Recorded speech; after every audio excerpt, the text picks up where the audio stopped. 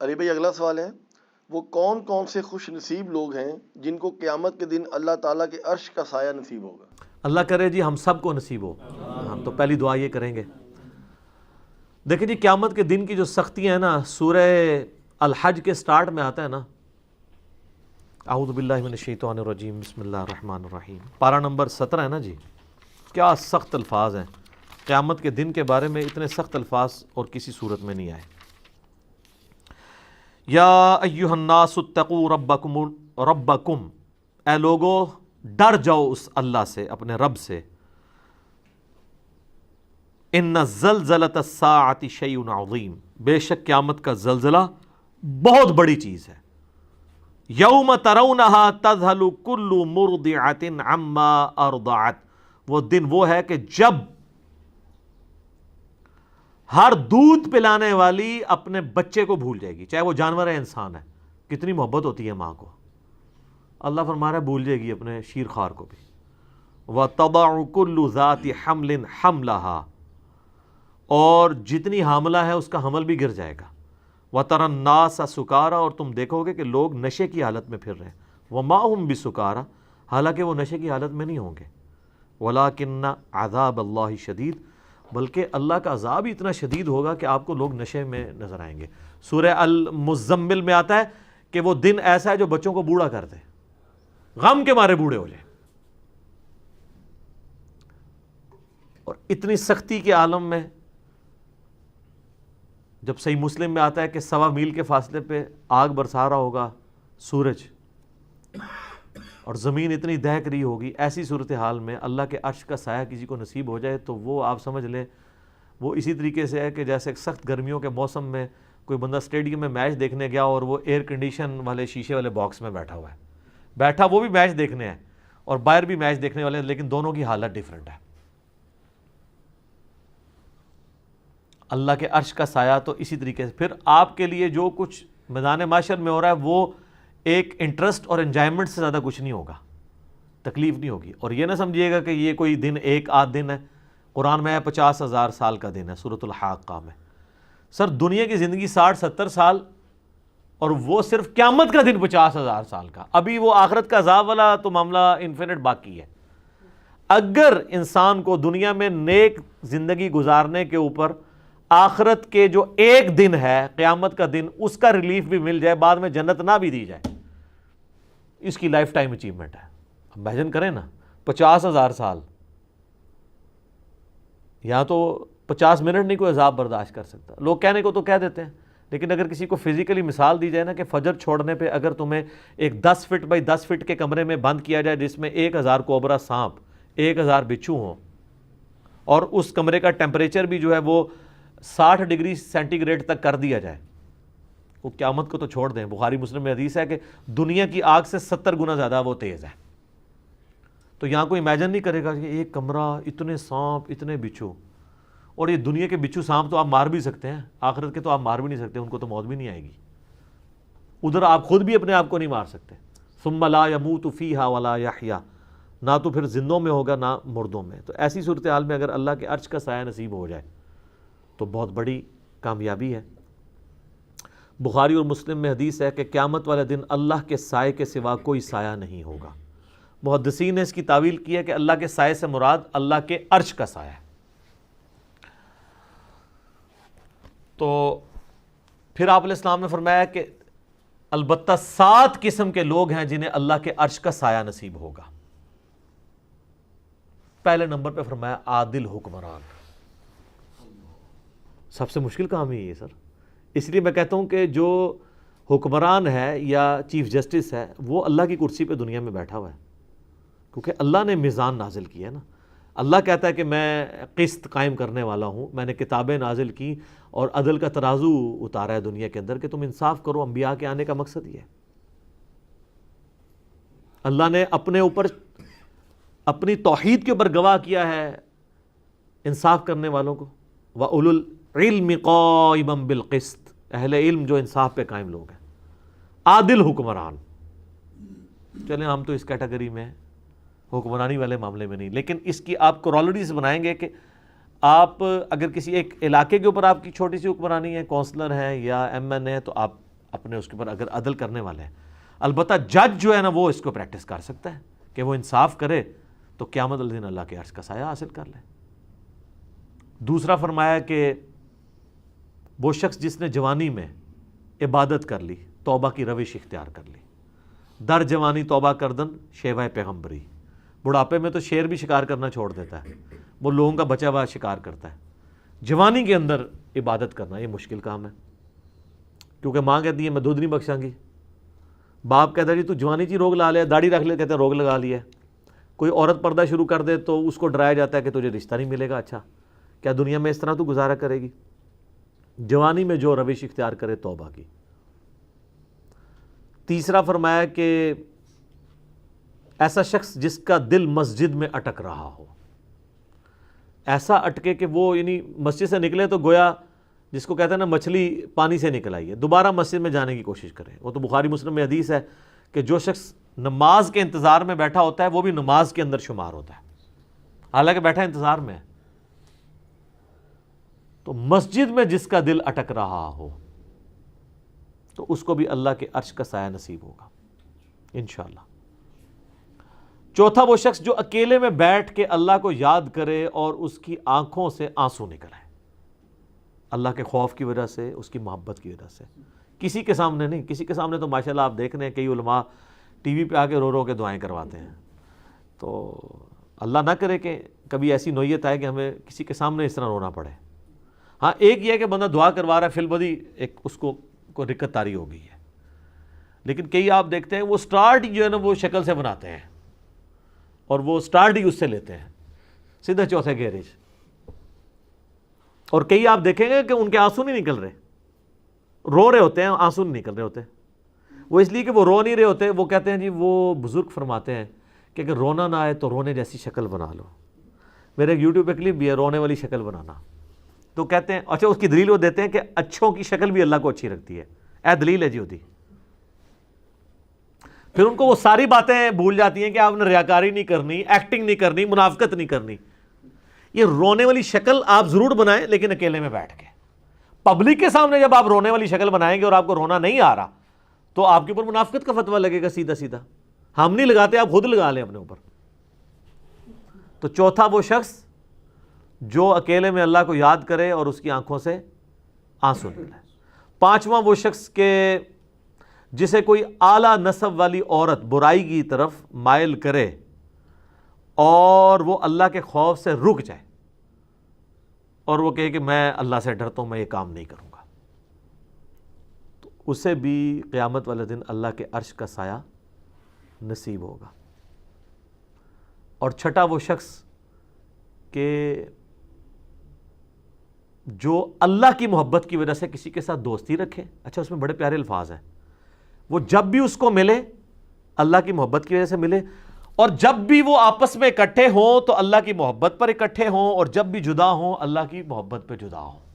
جس طرح میں سمجھتا ہوں میرے ساتھ جتنے لوگ اٹیچ ہیں, ہم جب کبھی بھی اکٹھے ہوتے ہیں اللہ کے لیے اکٹھے ہو رہے ہوتے ہیں. اس کیٹیگری میں نے تو اللہ کے شکر میں امید کرتا ہوں کہ میں بھی اپنے بھائیوں سے, یہ میرے بھائی جو مجھ سے دوسرے شہروں سے بھی ملنے آتے ہیں نا, وہ فقط اللہ کے لیے ملنے آتے ہیں. تو اس کیٹیگری میں تو ہم فال کر سکتے ہیں بڑی آسانی کے ساتھ کہ جب بھی وہ اکٹھے ہوں تو اللہ کی محبت کی وجہ سے ہوں. ذرا میرے ساتھ کسی کو کوئی منفعت تو نہیں ہے نا, مجھے کسی سے کچھ چندہ لینا ہے. میرے ساتھ جو لوگ بھی آتے ہیں وہ اس لیے آتے ہیں کہ اللہ کی وجہ سے وہ محبت رکھتے ہیں. تو یہ کیٹیگری آسان ہے جی. انشاءاللہ ہم بھی اپنا ایک کیٹیگری میں ہم فال کر سکتے ہیں بڑی آسانی کے. اس کے علاوہ بھی کر سکتے ہیں محنت کرنے سے. بہرحال میں نہیں کہتا کہ ہم پہ کوئی ایسا امتحان آئے کہ کسی عورت کے فتنے سے ہمیں گزرنا پڑے, ٹھیک ہے. اس کے بغیر ہی جو ہے نا وہ ہم اللہ تعالیٰ اس بغیر حساب و کتاب کی جنت میں داخلہ عطا فرمائے, 70,000 لوگوں میں شامل فرمائے. تو اللہ کے لیے جمع ہوں اللہ کی محبت پہ, اور جب جدا ہوں تب بھی اللہ کی محبت پہ. اللہ کی باتیں کرتے ہوئے اکٹھے ہوں, جدا ہوتے وقت بھی اللہ کی محبت پہ جدا ہوں. اچھا یہ واحد وہ بات ہے جس کے اوپر نبی علیہ السلام نے تفصیلی گفتگو کی ہے. یہ 7 لوگوں کو جو عرش کا سایہ نصیب ہونا ہے نا, باقی سب اجمالاً ہے. عادل حکمران, دیٹس آل. اس کی کوئی آگے تفصیلات نہیں بیان کی, ٹھیک ہے. اکیلے میں بیٹھ کے روئے, آنسو آ جائیں, کوئی تفصیلات بیان نہیں کی. یہ واحد موقع ہے جہاں آپ علیہ السلام نے ڈیٹیل بات کی کہ جو لوگ اللہ کی محبت پر اکٹھے ہوں، جب بھی ملیں تو اللہ کی محبت پہ اکٹھے ہوں، اور جب جدا ہوں تو اللہ کی محبت پہ۔ وہ تو مسلم شریف میں حدیث ہے نا کہ ایک شخص اللہ کے لیے کسی دوسرے شخص کو ملنے جا رہا تھا تو انسانی شکل میں ایک فرشتہ نازل ہوا۔ اس نے کہا کدھر جا رہے ہو؟ ان کا فلاں شخص کو ملنے۔ کیوں؟ رشتہ دار ہے؟ نہیں۔ اور کوئی منفعت؟ نہیں۔ کیوں؟ اللہ کے لیے، میں صرف اللہ کے لیے اس سے محبت کرتا ہوں۔ تو فرشتہ کہنے لگا مجھے اللہ نے بھیجا ہے کہ اس کو جا کے خوشخبری تمہیں سنا دوں کہ اللہ بھی تم سے محبت کرتا ہے۔ واہ جی واہ، کیا بات ہے! ہمارا اللہ سے محبت کرنا یہ چھوٹی چیز ہے، اللہ کا ہم سے محبت کرنا یہ بڑی چیز ہے، ٹھیک ہے؟ وہ جو مولا علی کے لیے کہتا ہوں نا، وہ جو غزوہ خیبر والی حدیث ہے بخاری مسلم کی، کل اس شخص کے ہاتھ میں جھنڈا دوں گا جو اللہ اور اس کے رسول سے محبت کرتا ہے اور اللہ اور اس کا رسول اس سے محبت کرتا ہے۔ دیکھیں اللہ رسول سے محبت کرنے والے اس وقت بھی اللہ کے فضل سے کروڑوں میں ہیں، لیکن آپ مجھے کسی ایک پہ انگلی رکھ کے کیا گارنٹی سے کہہ سکتے ہیں کہ اس سے اللہ اور اس کا رسول بھی محبت کرتا ہے؟ صرف اس نے ظن نہیں رکھ سکتے ہیں، لیکن میں کئی لوگوں کے بارے میں گارنٹی دے سکتا ہوں کہ وہ اللہ اور اس کے رسول سے محبت کرتے ہیں، واقعی کرتے ہیں، چاہے ان کے نفس میں سستی بھی ہو۔ یہ کمال نہیں ہے، کمال یہ کہ ادھر سے بھی محبت آئے، ایک طرف سے نہ محبت چلتی رہے۔ تو 6 بندے ہو گئے تھے، اور 7واں یہ ہے کہ جو دائیں ہاتھ سے صدقہ کرے اور بائیں کو خبر نہ ہو۔ اچھا یہ بھی آسان کام ہے، کوئی مشکل کام نہیں ہے، کسی بھی غریب کی مدد کی جائے۔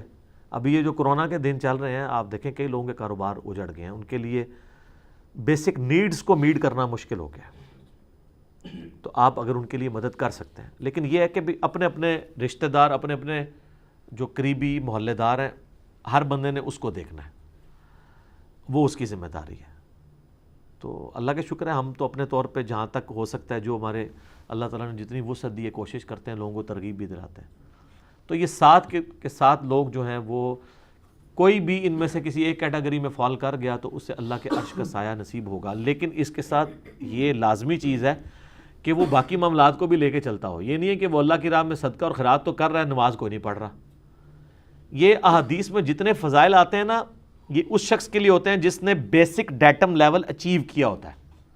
مثلا اگر میں آپ کو کہوں کہ آپ پاکستان میں کاروبار شروع کریں گے، اس کے لیے یہ شرائط ہیں، تو یہ انڈرسٹوڈ ہوگا کہ آپ کو جو آئین پاکستان جس چیز کا اختیار دیتا ہے اس کے اندر اگر آپ فال کر رہے ہیں۔ مثلا میں کہوں کہ ہاں آپ بینک میں اکاؤنٹ کھول سکتے ہیں، اب یہ انڈرسٹوڈ ہے کہ اگر آپ کے پاس پاکستان کا شناختی کارڈ ہے، شناختی کارڈ کے بغیر اکاؤنٹ نہیں کھلتا، ٹھیک ہے؟ یہ انڈرسٹوڈ ہے۔ اب آپ نہیں کہہ سکتے نہیں میں پاکستان کا شہری ہوں، سب کچھ ہوں، میرا اکاؤنٹ کھلنا چاہیے، نہیں، شناختی کارڈ اس کے لیے شرط ہے۔ اسی طریقے سے نماز شرط ہے مسلمان ہونے کے لیے۔ قرآن میں آیا نا، منیبین الیہ، اللہ کی طرف رجوع لانے والے بنو، وَأَقِیمُوا الصَّلَاةَ، اور نماز کو قائم رکھو، وَلَا تَکُونُوا مِنَ الْمُشْرِکِینَ، اور مشرکوں میں سے نہ ہو جاؤ۔ یعنی جو نماز نہیں پڑھتا اللہ کے نزدیک وہ کیا ہے؟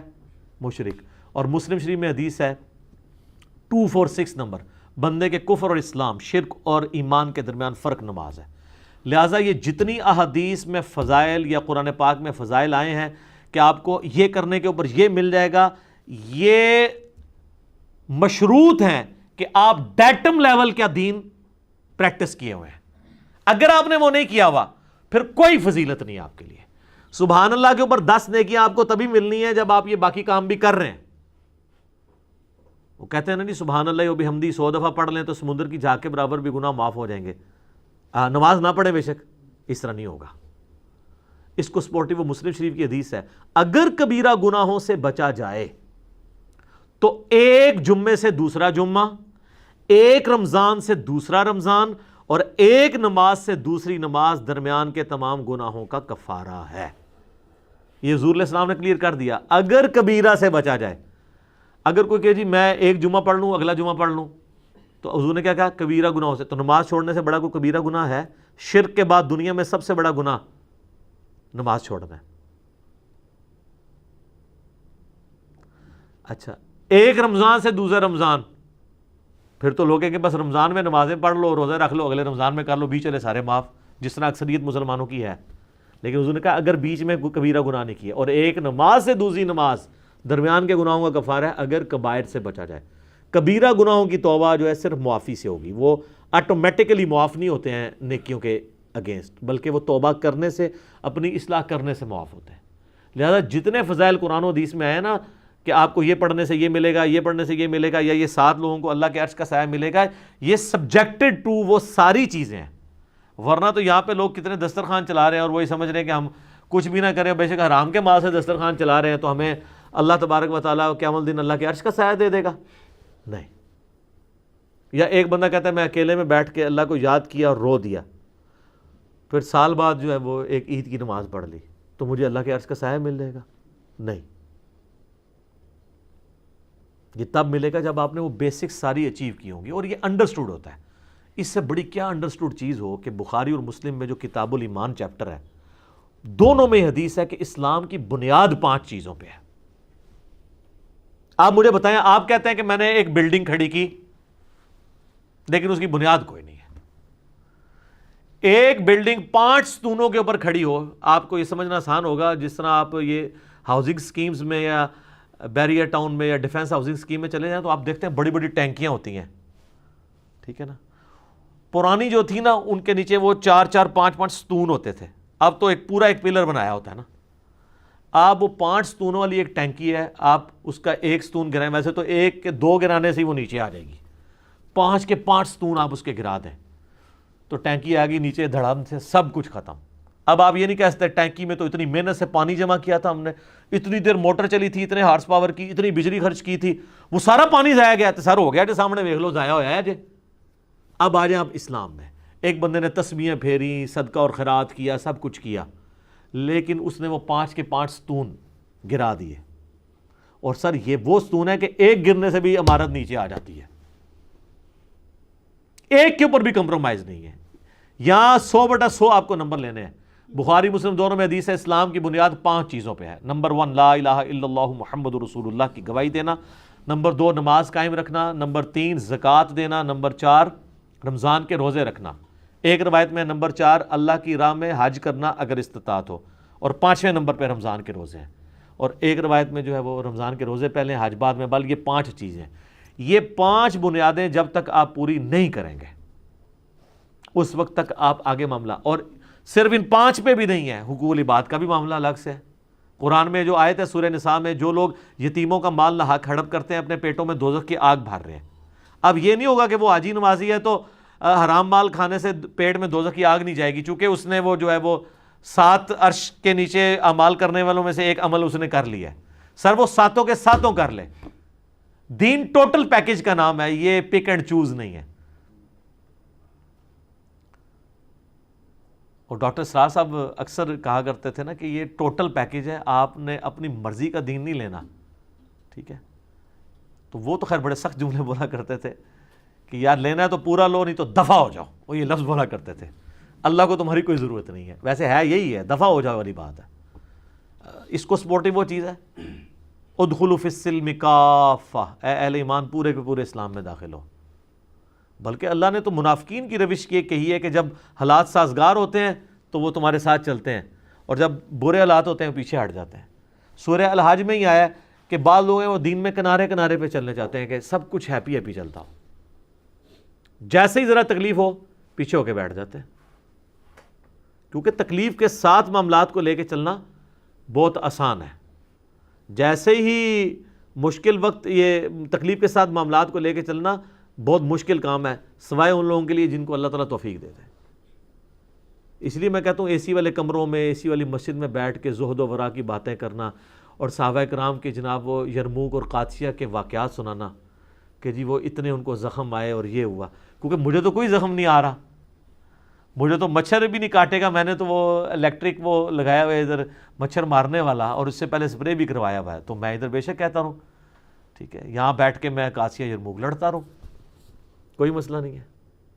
مشکل وقت میں معاملات کو لے کے چلنا یہ ذرا مشکل کام ہے، ٹھیک ہو گیا جی، جزاک اللہ۔